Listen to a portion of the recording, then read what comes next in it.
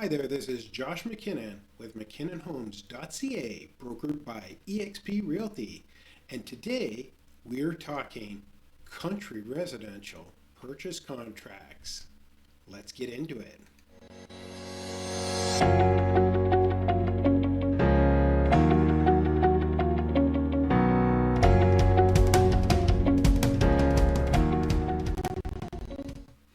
All right, country residential purchase contracts. Let's take a look at a country residential purchase contract because it's the best way for me to go through it. And I'm also going to suggest that you check out our video on purchase contracts in case I missed something that you think is important. You're like, can I put that in here just because it's a country residential? Absolutely. All contracts are between the buyer and seller. Let's get into it and I can show you more. All right, as you can see here, just like I said, this is a purchase contract, and the way it differs is just some of the wording and some of the things we're going to ask for. So I'm just going to go over the majority of differences, and that way you can check out the purchase contract video and then watch this one, and you should get a very good idea. So let's go through it. So unlike a normal purchase contract, there is just one little difference here. So normally we just talk about the property, but in a rural sense or in a country residential sense, we get more into depth of where that property is, even how big it is, how many acres it is. We'll even put in other information about that property. It could be even in a rural subdivision, so we'll put that information as well. Also, there are rural condominium. So a lot of people don't recognize that because they look very similar to everything else.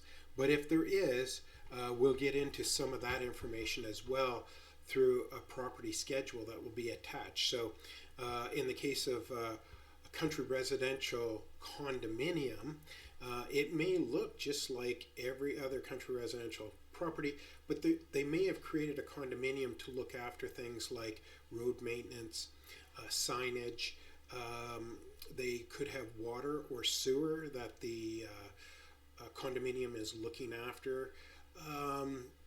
There are a number of reasons why they do it. They also create home ownership associations which also look after that. But in the last little while, it seems to be condominium is the way they're going. So it's not a bad thing, it's good for you, but they wouldn't probably look after taking care of your home. In fact, most of them are what we call bare land condominiums. All right, so we got attached goods, we talk about that. We're just going to go through a lot of the differences. One of the things though that we're going to run into sometimes is GST. In country residential, GST quite often can apply because the person has used it as a business. Lots of people like to move out to the country. They like the idea of having their house and their business in the same location. It gives them place for storage, it gives them place for all kinds of stuff. But they have to look at whether or not they've operated their business and utilized maybe certain tax advantages because of that. So an accountant's required, and if I'm the agent looking after the seller, I would have advised my client to deal with that.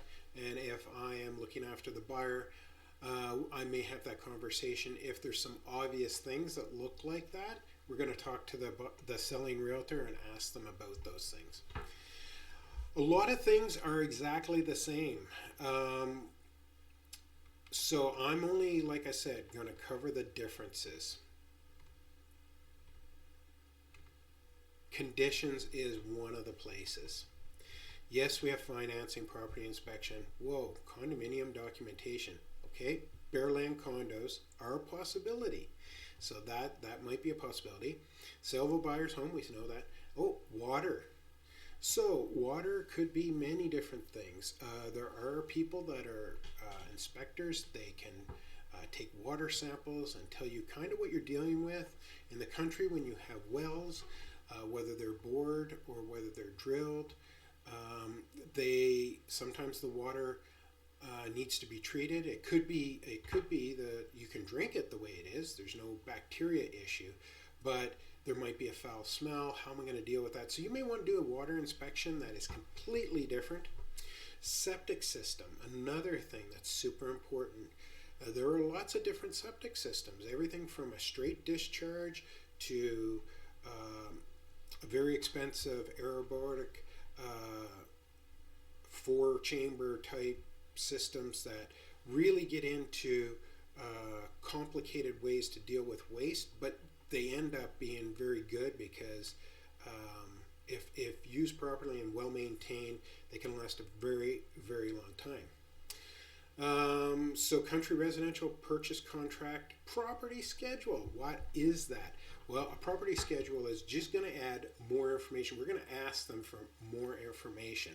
Could be things like, do you have cell service out here? Do you have internet? What kinds of internet are available? Those are the big ones that people are really hitting on right now. If, let's say, there's a cistern involved, can you give us an idea who does water delivery out here? It opens up the conversation. And remember, purchase contracts are just that. If, let's say, we're buying a large piece of land and we want to subdivide it, we could be asking for that as well. It could be something else. Actually, anything is possible. Seller's conditions as well. Anything is possible. As you can see here, attachments. There's a ton of different types of forms that we can add to make sure that we're gathering all the information we need in order to know what we're purchasing. Here again, it talks about condominiums. Why? Because that can happen. And if that does, we're going to be adding the condominium schedule, which is going to give us all the bylaws, the minutes, the financials, the reserve fund study, all that stuff like you would in any other condominium, even in town. But we're going to need that information as well. There could be other terms to the contract. And then we get into all the other stuff, legal remedies, all that. Exactly the same as a residential purchase contract. No different. A lot of the wording is almost exactly the same. So that is the country residential purchase contract in a nutshell. Please make sure that you reviewed the purchase contract for residential homes first, because you're going to see the difference right away. It just looks slightly different. There's just a few things added to make sure that the country residential contract covers some of those other things that are outside of a regular residential home. All right, well, that's the country residential form in a nutshell.